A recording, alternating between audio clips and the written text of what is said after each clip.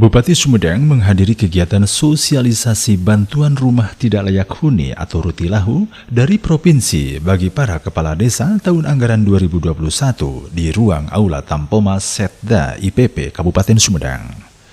Bupati Sumedang Doni Ahmad Munir mengatakan pihaknya sangat bersyukur atas bantuan Rutilahu dari Provinsi Jawa Barat dan Pusat yang biasanya ratusan namun sekarang sampai ribuan. Diperkirakan sampai 3.500 unit Rutilahu yang ada di Kabupaten Sumedang. Dijelaskannya ini adalah salah satu ikhtiar untuk mensejahterakan masyarakat, bukan hanya dari pemerintah saja, tetapi bisa juga dari CSR atau pembisnis, sehingga program-program banyak yang turun ke Sumedang untuk membangun Rutilahu.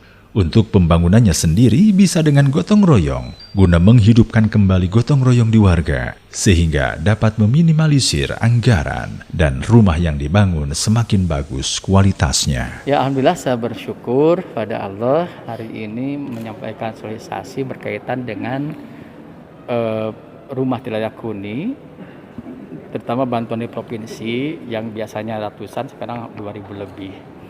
Kemudian dari pusat pun bertambah, kabupaten bertambah, dan diperkirakan ada 3.500-an total di tahun ini Sumedang akan membangun rumah tidak layak huni. Ini salah satu ikhtiar untuk mensejahterakan masyarakat, karena salah satu indikator sejahtera adalah papannya terpenuhi, rumahnya terpenuhi. Jadi kedepannya target di Sumedang ini mudah-mudahan kita terus upayakan tidak ada rumah yang tidak layak huni, dan ini harus kolaborasi semuanya. Kolaborasi pusat, provinsi, kabupaten, dana desa, dan bisnis atau dari CSR. Dan saya akan terus berupaya melakukan pendekatan dengan pusat, dengan provinsi, sehingga program-program akan lebih besar lagi turun dari pusat, dari provinsi, yang pada akhirnya untuk kesejahteraan masyarakat Kabupaten Sumedang. Ya, saya yakin dan saya targetkan tadi, ke depannya tahun depan harus 2 kali lipat dari tahun ini untuk membangun rumah tidak layak huni menjadi layak huni di Kabupaten Sumedang. Dan saya pun meminta karena ini stimulan di desa pun bisa dilakukan swadaya gotong royongan menghidupkan kembali nilai-nilai itu, sehingga akan menghasilkan rumah yang lebih baik lagi karena ditunjang oleh keswadayaan. Kan tenaga bisa tidak diuangkan dan sebagainya, sehingga rumah akan lebih meningkat lagi kualitasnya dan kuantitasnya. Jadi itu. Jadi Sumedang simpati, Sumedang sejahtera. Salah satu ikhtiarnya adalah dengan membangun rumah tidak layak huni, dan alhamdulillah tahun ini kita berlipat-lipat tambahannya dengan total sekitar 38 miliar. 30 miliar lebih untuk rumah tidak layak huni dari pusat, provinsi, kabupaten, dan yang lainnya. Ya. Ini dari total 300.000 kakak di Sumedang, Pak. Mungkin ini progresnya seperti apa?